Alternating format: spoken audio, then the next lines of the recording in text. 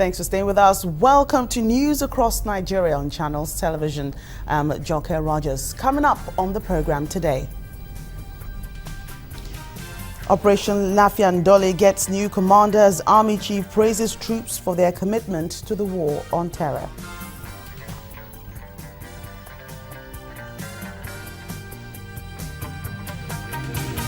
Benue governor threatens to wield the big stick on one of the state's contractors.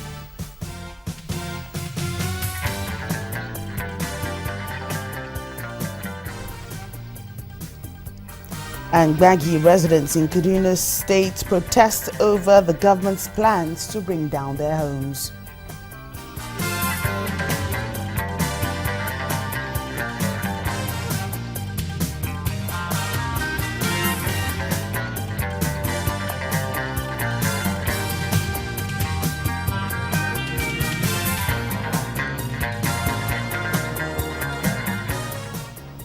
We start off in Abuja, Nigeria's Federal Capital Territory, where the Code of Conduct Tribunal will on March the 24th deliver ruling on whether or not to quash the charges brought against the Senate President, Dr. Bukola Saraki, by the federal government. Chairman of the tribunal, Mr. Danladi Umar, fixed the date after parties in the suit had canvassed the arguments on the application by the Senate President that the charges against him be quashed. At the resumed hearing, counsel to the Senate President, Mr. Kanu Agabi, asked the tribunal to quash the charges against his client because they were not competent in law.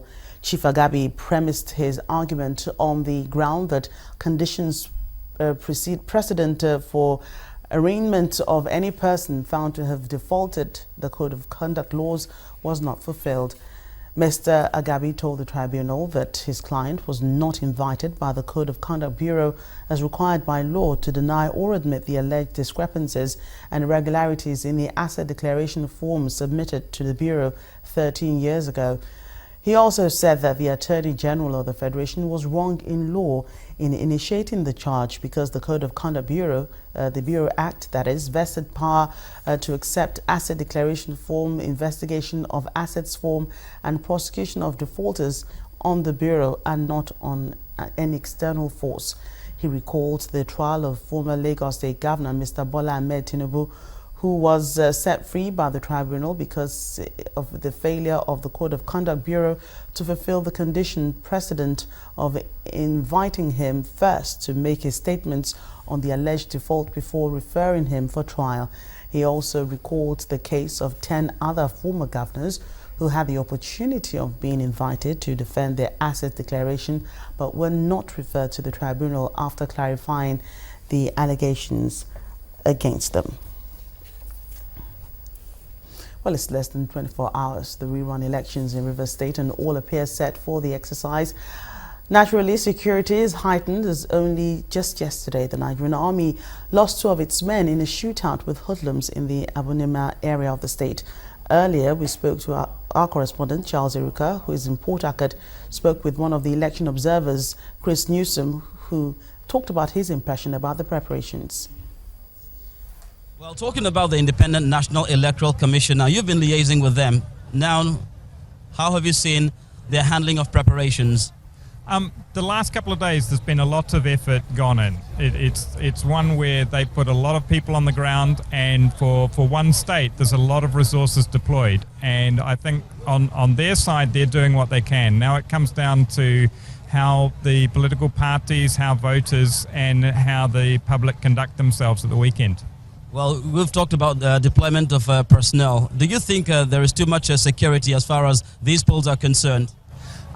It's always hard to tell 1 day out or 2 days out exactly what you have in the way of security.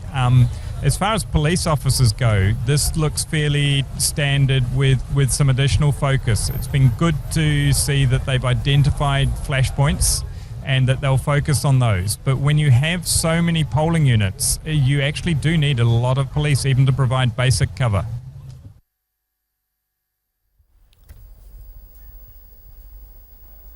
Well, Charles Eruka is still on the ground in Port Harcourt, the Rivers State capital, ahead of tomorrow's rerun elections, and he's been sampling people's opinion as to the level of preparations, and he joins us live from Port Harcourt to bring us more.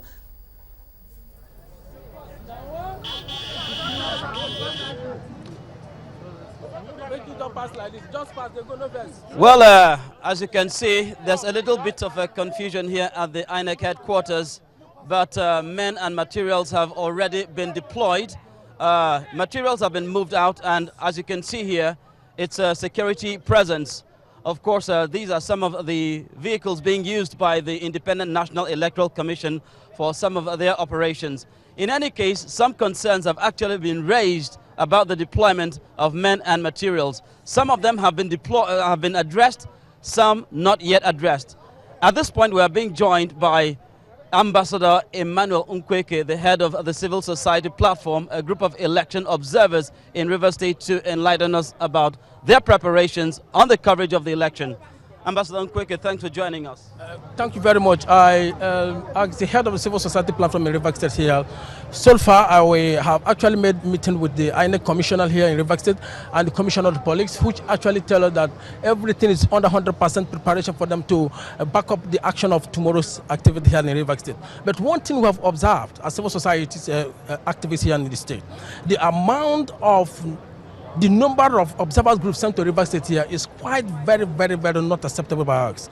How can you give a state of Rivers State of this nature with 13 observers groups, 11 local and 12 foreign observers? I'm saying that it is very ridiculous. We don't accept that. Based on the fact that each of the observer groups are expected to have only 20 persons per group, approximately about 200 or something to cover the whole of Rivers State. How can you ever think that that report will be 100% comprehensive with that insufficient amount of number of election observers? It is not okay. Look at what's happening in the FCT in Rivers, FCT in Abuja. They said the election observer there is about 44. All right. Then you look at Akwa Ibom, look at Imo State, you look at other states, there is above 10 observer groups. Why are you giving us only 10 or 13 observer groups to cover the whole of Rivers State? The Civil Society Platform in Rivers State said no, absolutely, it is not acceptable and we don't like that. So what has been the reason INEC has given for the limited number of election observer groups? For now, we're trying to see how we can reach out to actually obtain information to what may have led to that insufficient amount of observer groups in the Rivers State. Rivers State is very sensitive as long as this election is concerned. And we are saying that that amount of number is very insufficient. Until now, we have not gotten any answer to that effect. We have not gotten any. Apart from that, now look at the issue of the observers going to the riverine areas. And most of them have confided in me that they don't have, life jacket. They don't have life jacket. And they're complaining. Then how do you expect somewhere like Asaritoro, somewhere like Degemo, somewhere like Buguma, and the entirely riverine? So as it sounds now, I want to make it very sound. I'm going to make it very clear to Rivers people. We may have absolutely in some other local government where we will not even see any observer group at all to cover the election. It is not right for a democratic society like Nigeria. So we are calling on INEC to speed up action from now to tomorrow morning to see how that could be done with immediate effect. Well, thank you very much, Ambassador Nkweke. Well then, those are some of the concerns being raised by the members of the observer groups as far as the conduct of tomorrow's elections are concerned. Well, we hope that the Independent National Electoral Commission here in Rivers State will be addressing these concerns soon enough. From the INEC headquarters in Port Harcourt, the Rivers State capital, Charles Eruka for Channels Television News, and it's back to you, Joke. Thank you, Charles. Eruka reporting live from Port Harcourt. When we come back on the news across Nigeria, we'll take a break from politics and we'll take a look at security situation in the country. That's in a moment. Please stay with us.